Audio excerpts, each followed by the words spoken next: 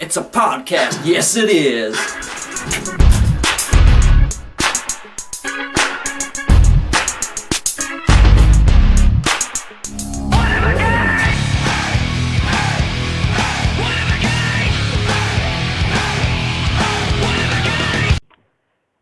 All right, welcome to the third one-of-a-kind hour of power, probably today. Yep, I would imagine this one's going to be the hour of power, since we have much to talk about this week. Few topics to say the least. Yep, so, just in case you're not familiar with our videos/podcasts, I am Paul. And I am Dale. And, yep, we are one-of-a-kind reviews. So, moving on. So we'll start with the diagnosis of Bret Hart's prostate cancer. We kind of missed that topic a little while ago. Yep, I mean, it's such a shame to hear. I mean, I've never been a Bret Hart fan, don't enjoy his work, but, I mean, you got to feel for the guy. I mean, you know, you never wish anything like that upon someone, and, you know, hope he gets better as quick as possible. Yeah, well, the good thing is that from most sources I've heard that have talked about it, I mean, prostate cancer is a fairly mild form of cancer as long as it's caught early. Yeah, which I believe they've already done the surgery on it, so that's good. Yeah, so like chances are he'll be fine, which is always a good thing. So, well, you know, good luck to Bret on that. I mean, he's a fighter, so I'm sure he'll pull through it. Yes, he will make cancer tap out. and all those random wrestling jokes that people made on Twitter that was like, all right, well, I've seen that 65 times now. Exactly, yeah. Very, very punny, very funny. Another thing, the Daniel Bryan retirement. Yeah. After all this time, all this back and forth with injuries. Yeah, like he's gotten cleared, he hasn't gotten cleared, he's gotten cleared. Like, yeah, well, I mean, so he was technically cleared with a lot of doctors. Yeah, but have you heard about what was happening? Yeah, the seizures. Yeah, and the seizures and stuff. But like that's the thing is that, like he said, he was kind of disclosing that from a lot of people. Yeah. You know, like he obviously didn't want that to be known because that would obviously ruin his case of getting back into the ring. Oh, without a doubt. And I mean, I'm glad to see that he's retired. You don't want to see anyone risk their body too much and possibly end up with some like a pretty much brain dead. Essentially, is what could have happened. Yeah, well, I think it was kind of hinted towards, but it was never blatantly said that he was probably heading somewhere down the Chris Benoit without a doubt path of concussions and, you know, head trauma and all that stuff. You definitely don't want that. Like, I mean, on his Sports Center interview with Jonathan Coachman, like he was saying that to actually answer the question, how many concussions have you had in your career? Like, he wouldn't have any idea. He said about 10 or 12 known concussions. Reported ones. Yeah, reported concussions. But that's the thing, is that, like, that would have been in WWE? Maybe Ring of Honor? In the Indies as well. Yeah, he did mention that some of them were in the Indies. Well, I would imagine so. He had some pretty crazy fucking matches on the Indies. Yeah, no shit. To Bryan Danielson himself. But, yeah, so like we've said, a lot of people are very, very disappointed that, you know, he's retired now. If anything, Dale and I are probably relieved. Yeah, massively relieved. Yes, because now, you know, think of it this way for all the people that, you know, are all sad and disappointed that he's retired and want him to come back and all that. In like 10 years when he's got kids, he can actually, like, run around with them. Exactly. And just generally live, which is always good. Yeah, like I've heard countless stories of people getting concussions, coming back to whatever sport it was that they did without, you know, properly recovering from the concussion or having permanent brain trauma from the concussion, and then one more can kill them. Like their brain can swell and that can kill them, and that you don't want to see that happen at all. Yeah, well, I mean, the last thing you want to do is see one of your, like, arguably one of the most beloved wrestlers of the last 10, 15 years. You know, you don't want to see anything bad happen to them, let alone have them pretty much die in the ring. Yeah, that would be absolutely horrible. Like, I mean, we've managed to somewhat not have any deaths in a wrestling ring since Owen Hart. So. Yeah, and that was like a freak accident. No, that was stupidity on the part of Vince McMahon, I feel. Yeah. But I mean, Owen did it. So Yeah. Well, I mean, you can't blame him because it was the same person who would set up all of Sting's entrances. That he pretty much did the same thing. yeah. So, I mean, from what I heard, Owen didn't really want to do that spot anyway.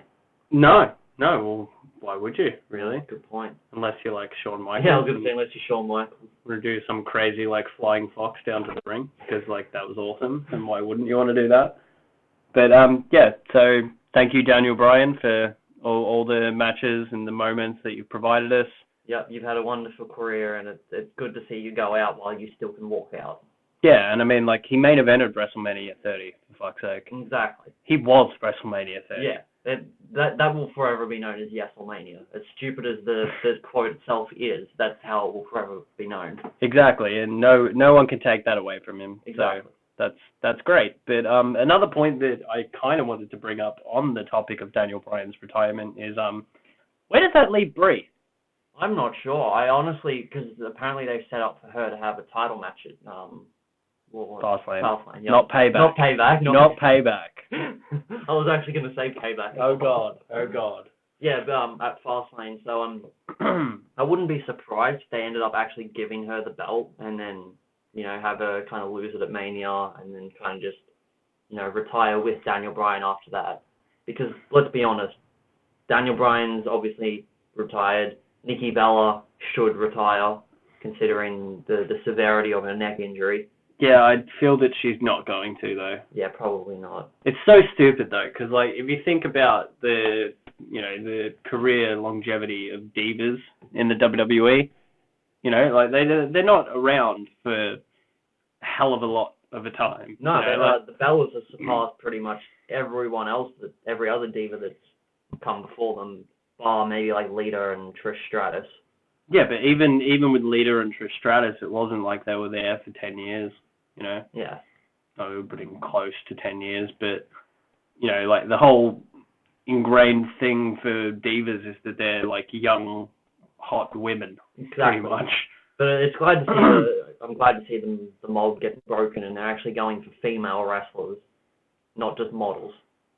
Yeah, but that's the thing is that, like, you could tell me that, all of the divas roster right now are models, and I wouldn't argue with you. Yeah, well, good point. They're female wrestlers who just so happen to be attractive. Yeah, well, I mean, it's kind of hard to do something that's so physical and, requires such fitness and not be attractive. Yeah, without a doubt. Like, unless you've got a really horrible face. I don't know. Like, I mean, it's possible. But, I mean, even Victoria had a pretty horrible face. Yeah, definitely. She was still pretty attractive. Yeah, she was a paper bagger.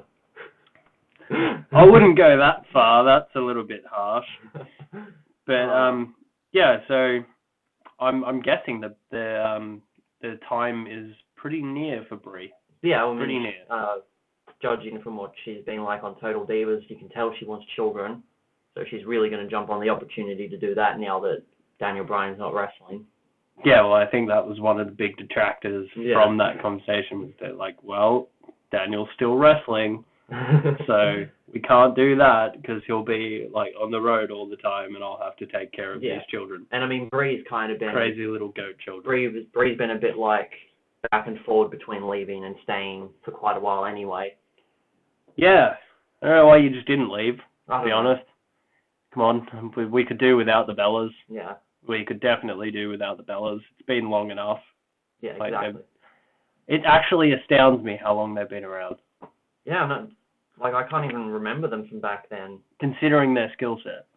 Exactly. Like, that's the thing. Like, people say, yes, they have improved quite a lot. And that's very true. It is. But it's not hard to improve from, like, deplorably bad. Exactly. Like... There's a big difference between their improvement and someone along the lines of like a Baron Corbin, who is improving exponentially every week. Yeah, exactly. Well, like even we'll go with the Divas, improvement because like I mean that's somewhat more of a fair argument I feel. But like Carmella. Yeah, definitely. I'm not gonna make any bones about this. When Carmella came in, she was horrific. Yeah, absolutely horrible. Absolutely horrible. Like even just her being paired with Enzo and Cass, yeah, you kind of were like like, I realize that I'm meant to like her because I like those guys, but I don't like her. So, I mean, she's a perfect example of if you work hard at it, you can get better a lot quicker than what Nikki and Brie did. Yeah, and then we have another example of pretty much what's going to be the next Nikki and Brie in Mandy from Total Divas / Tough Enough. Yeah, well, I don't know if you've seen what happened on, I believe it was Total Divas, but pretty much Natalia on her day off offered to, help her out, get her a bit better in the ring. She ended up being really late, and not only that, she got in the ring and was like, "Oh, can I quickly go take a selfie?" Oh, God. Yeah. Like, I literally paused the video and face palmed. It was like, what the fuck? Because I can't miss a second of Total Divas. No, I did that because I was half expecting Natalia to just turn around and elbow her in the face. As she should. Yeah, she should have. As she should. Because, if Natalia doesn't do a page better. If Natty Neidhart offers you fucking help in the ring, you take it. Exactly. You don't turn up half an hour late and then get in the ring and be like, "Oh, I've got to quickly go take a selfie." Yeah, you can fuck off with your selfie. Now you kind of cracked it and was just like, "You know what? You're wasting my time. I'm gonna leave." Yeah, which is good. Fair enough. Yeah. Fair enough. But I'm not looking forward to when the Tough Enough people get introduced. Yeah, I agree. Really not looking forward to it. I hope they fall. Yeah, I'm kind of pissed off that I predicted Josh to win from the very, very start. Because I remember they did on the first. He's a big guy. Yeah, on the first little tryout thing that they showed, they didn't really show a whole lot of Josh, but I saw him and was like, he's gonna win, just because he's a big guy. God damn it, you were right. Yep, I was right. God damn it. I didn't actually think I was gonna be right, but I was. There was quite a few better choices in there. Yeah, well, to be fair, I saw him and was like, he looks like he could be good. He's a big guy, he looks like he could have some sort of charisma to him. Nah. See, that's the thing is that he seemed like he had a bit of charisma on the show, but in comparison to extremely bland people, Yeah, exactly. And I mean, ZZ shit all over his charisma. Yeah, without a doubt. And obviously he didn't do very well in the in-ring part of it, but I mean, that can be worked on. Yeah. Obviously, Josh isn't the greatest in-ring performer either. Once again, that can be worked on though, and he actually seems like he wants to get better, so that's something I'll give him props for. Yeah, although on Breaking Ground, I feel that he was a little bit too my character's the Yeti, deal with it. Yeah, he needs a bit more, what I'm looking for. He just needs to be more open to ideas.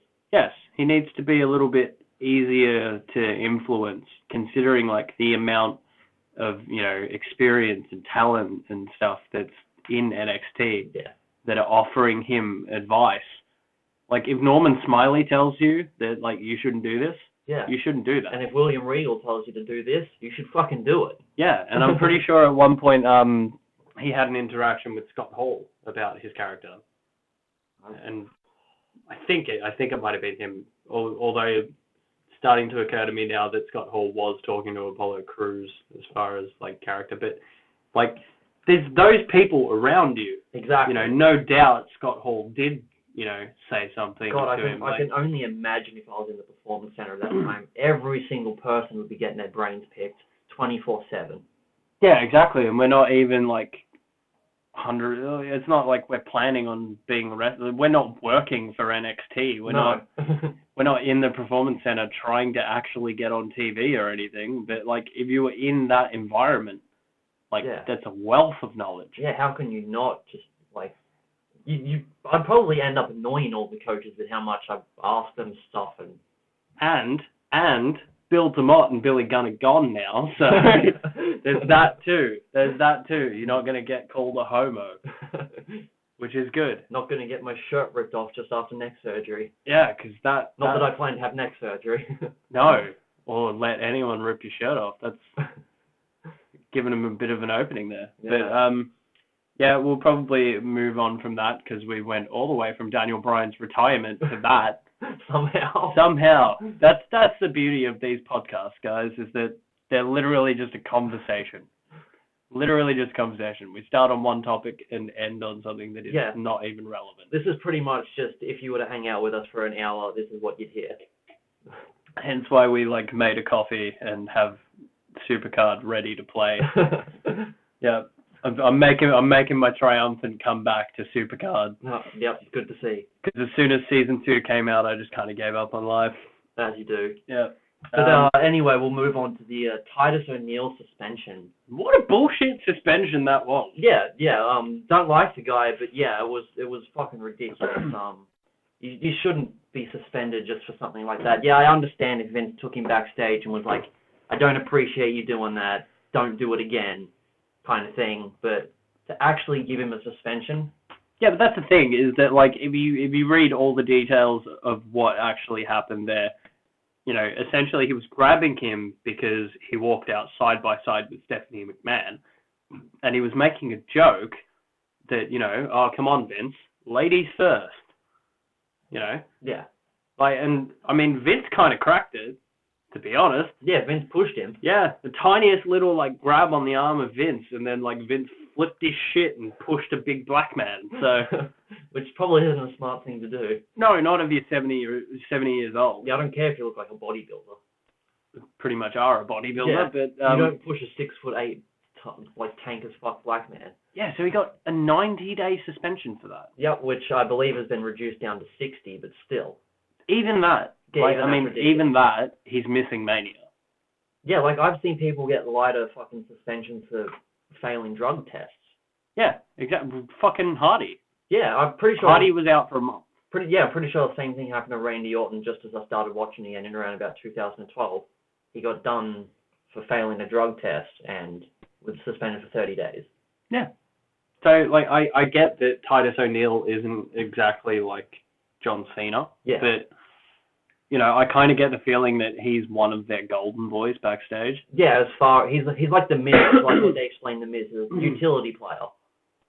Yeah, and like, I mean, he does a lot as far as like charities, and you know, he was what was it, Mega Dad of the Year? Or yeah, he did those dad advertisements and whatever that Roman Reigns also did, but yeah, but I mean, it was Roman Reigns didn't win Dad of the Year. No. Titus O'Neil did. Yeah. So that's good PR for the company. Yeah, so, definitely. But yeah, I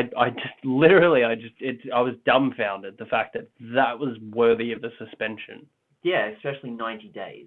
Yeah, and I mean, I understand it probably came at the worst time. Like, it's Daniel Bryan's moment. Yeah, exactly. Like, don't try and draw attention to yourself, but I mean, there was a lot of people, in my opinion, who were kind of drawing attention to themselves, like, since everyone was kind of merch swapping.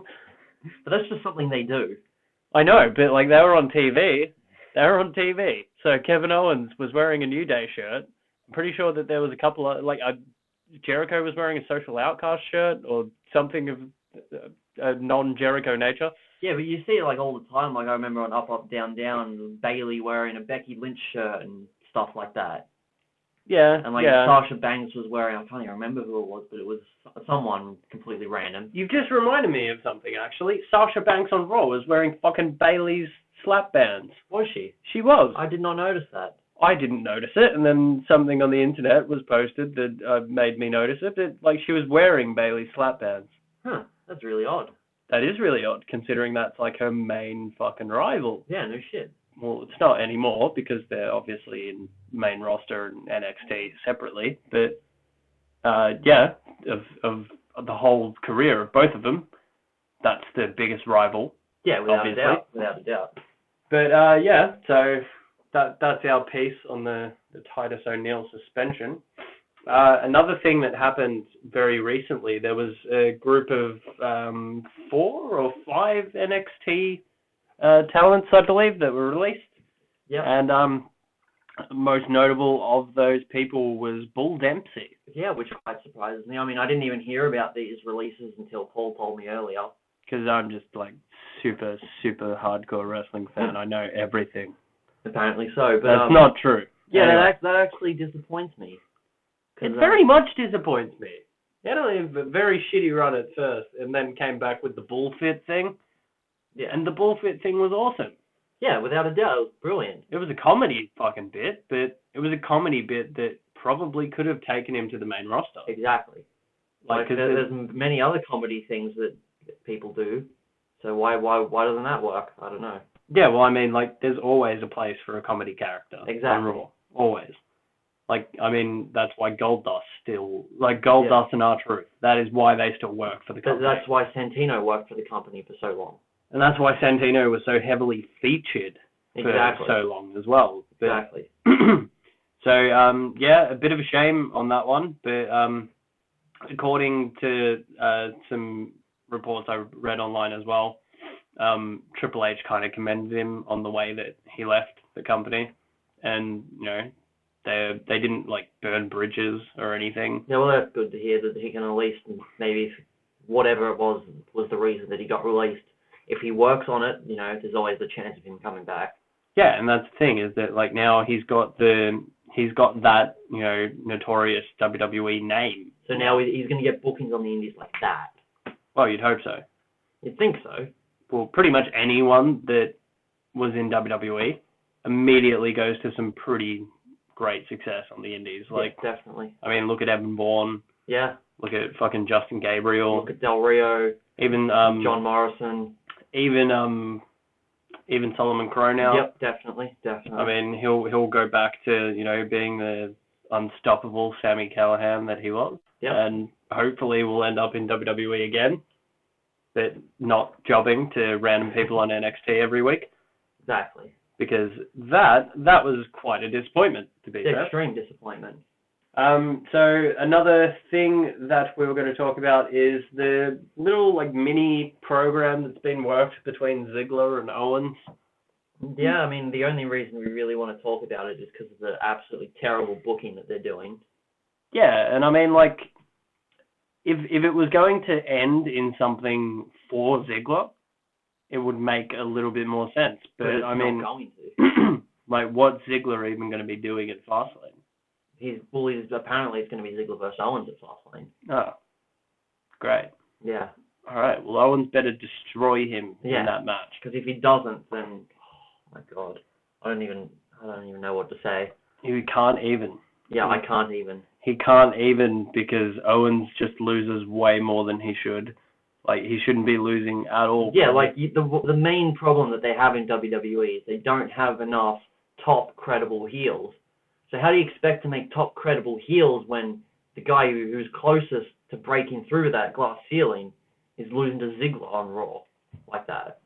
Yeah, and I mean, like, yeah, you can say as much as you want as, like, yeah, Ziggler used the ropes and all that, but like, it doesn't change the fact. Yeah, it doesn't change the fact that Ziggler beat Owens twice. Exactly. Right? And also the fact that Ziggler is a face, I don't know where they're going with, like, is he a heel now? I don't know. Like, but that by default would turn Owens face. Yeah, and I mean, but then, like, if Owens is facing Styles at Mania, you know, or, like, as, you know, we've kind of discussed that we thought that was going to happen, like, if he's facing AJ at Mania, fucking Styles isn't going to be a heel. Yeah, no shit. Like, try and turn him heel, go for it. It's not going to work. It's not going to fucking work. Like, I don't think that you could pay people to boo him at the moment. No, you shouldn't.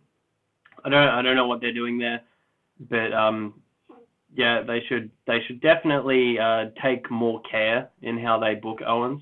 Yeah, like this 50-50 booking that they're going, it works sometimes, but in situations like this where you need more top heels, you can't have one of your top heels losing like this.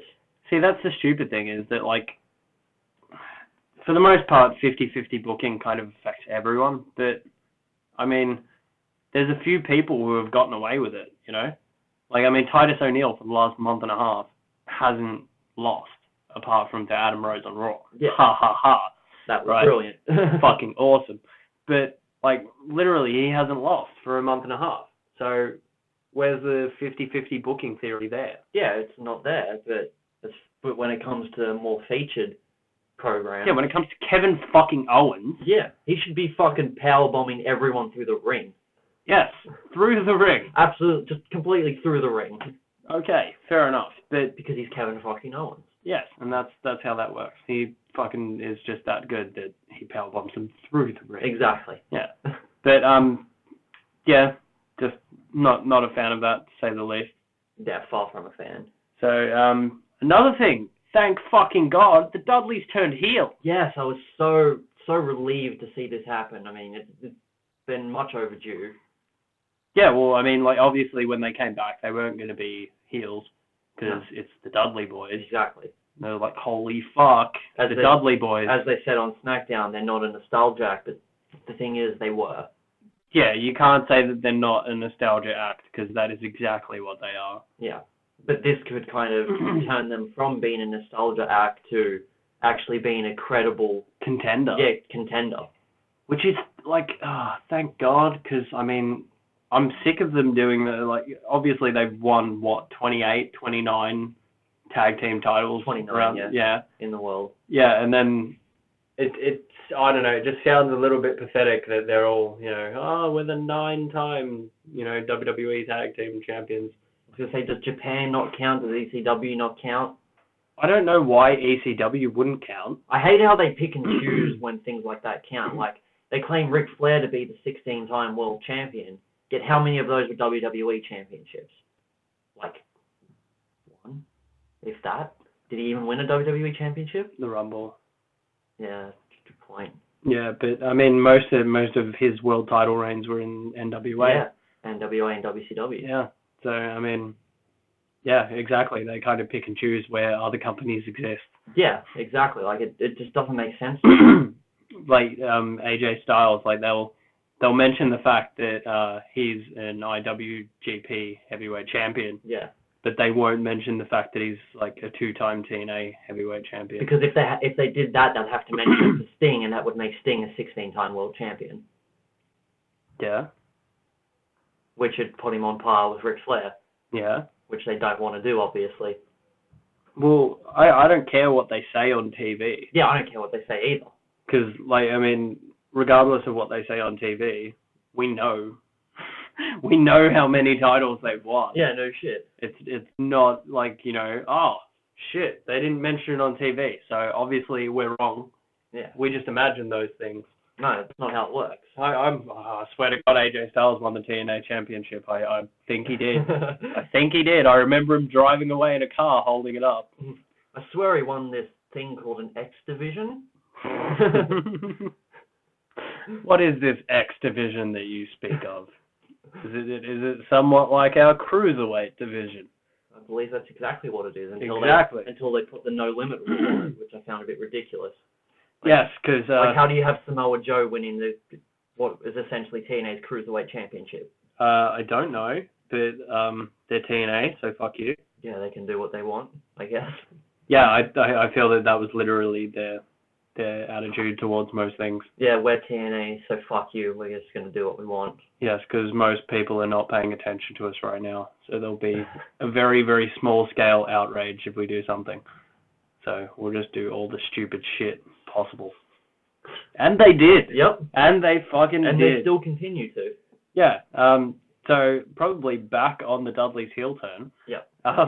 So hopefully, like you said, that they're probably going to be a bit of a involvement with the Usos, because I mean, how do you work the heel face dynamic here?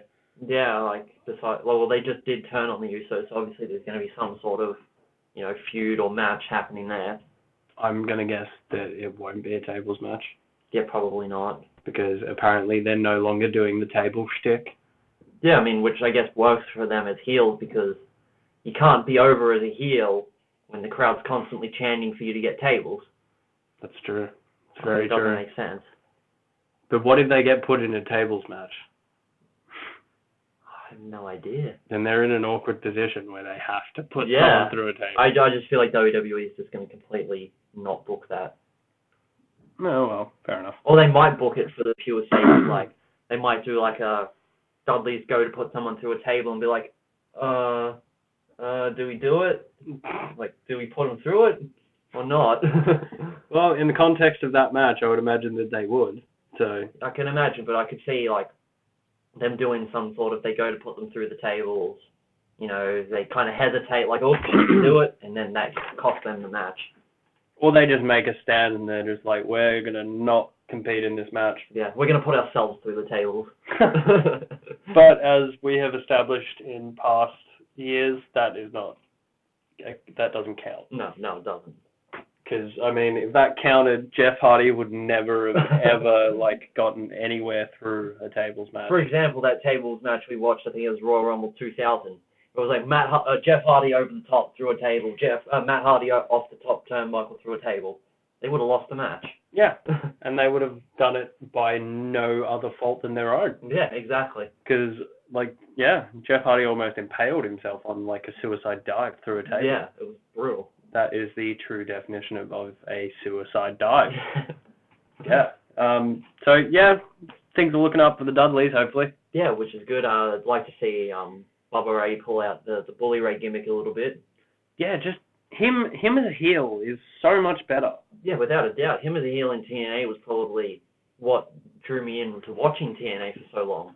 Like that and the whole Aces and Eights storyline. Not that it was fantastic, but... Just the whole concept of the Aces and Eights, and I enjoyed that. Yeah. The Bully Ray and Brooke Hogan shit was horrible, but that's besides the point. I'm sure it was horrible for everyone else, except Bully Ray. Yeah, except for him. I'm sure he was having the time of his life there. It's a little bit funny that he can say that he has made out with Brooke Hogan in front of Hulk Hogan. That's very awkward. Can you imagine the awkwardness just doing that angle? Good point. Yeah. But then I guess that's like Becky Lynch can say, I've made out with Ric Flair in front of Charlotte Flair. That never happened, though. Oh, yeah, that's right. That never happened. Which actually segues on to our next topic. Perfectly.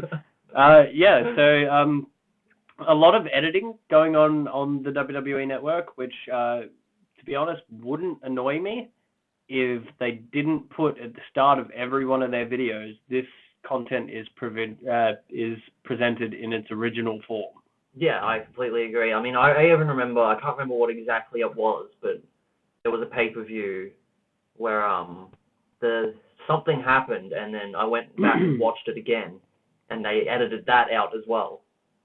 And it was something stupid. I can't remember what it was, though. It's always something stupid, though. Yeah. That's the thing, is that, there was, they do it to Raw, they do it to SmackDown as well. There's things that are obviously, edited. Yeah. And, they edit... the crowd reaction. The crowd reactions, exactly. Exactly. But, I mean, two big cases of this happening, like we mentioned, was the Royal Rumble match between Becky Lynch and Charlotte. Yep. So the little spot where Ric Flair randomly decided, I'm going to get me some of Becky. Apparently that never happened now. Yeah.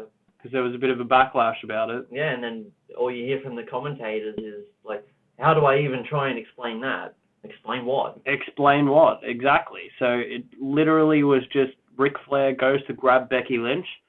Becky Lynch kind of turns around and is all like, what was that? And then that was the whole thing. That was the whole thing, which, I mean, another point to make is the fact that was actually a crucial spot. Yeah, without a doubt. That is part of the reason why she lost the match. Yeah. So why would you not show it? Yeah, and I mean, the people going back and watching it on the network are now going to be thoroughly confused. Yeah, I mean, I guess it's a little bit rapey, but, what? It's a little bit weird. That's one of your most commonly used words. What? Rapey. Yeah, you say rapey a lot. Well, to be honest, a lot of things WWE do can be considered pretty rapey. Like the Kurt Angle, Booker T fucking storyline. That literally was rapey. Yeah. Katie Vick. That was this one. That was necrophiliac rape. Yep. That was very weirdly pronounced too. But yeah. So another thing that they edited out for, I don't know, some fucking reason. Titus O'Neil grabbing Vince McMahon, the reason he got suspended, or blah, blah, blah. No one can even go back and see why. Yeah, there's still... I haven't actually seen the footage of why, I just heard about it. You didn't actually see the network exclusive bit? No, I didn't see it. No? Didn't bother going to us? No. Not important? Not important. No, because I went on to go watch it, and all I saw was it was Daniel Bryan and Brie walking around the ring, kind of like high-fiving people. I'm like, well, what's really the point of watching that? Yeah, fair enough. But yeah, so that pisses me off to all ends that they. Yeah, like you can't claim that it's in its original form when stuff is edited.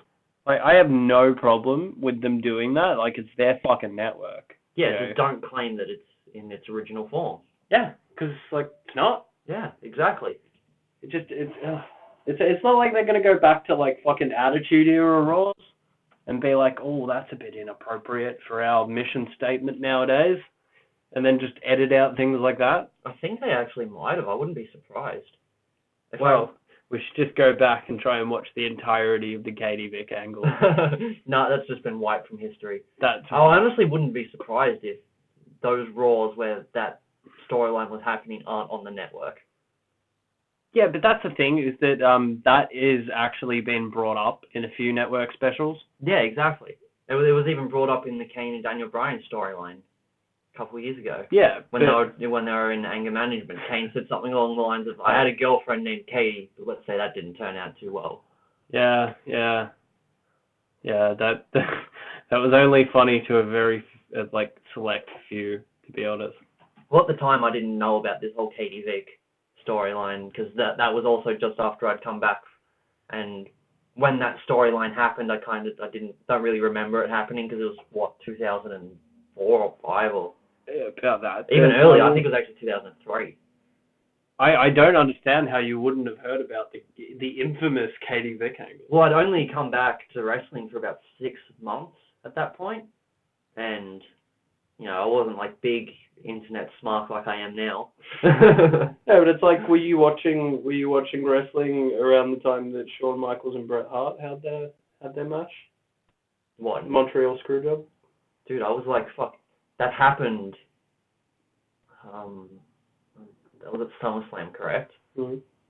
I believe that actually happened before I was born, because it was 1997 that happened. Well, there you go. But you still know about it. Oh yeah, I know about it. Well, there you go. But that's what I mean. Like, but that's not quite as hidden as the Katie Vick storyline is. No, if anything, it's kind of like been brought up every 5 minutes. Yeah, the whole Bret Hart, Shawn Michaels screwjob thing is constantly brought up by WWE themselves. It's something that will live in infamy forever in the wrestling business. I think Vince is a little bit proud of it. Oh yeah, I can't blame him.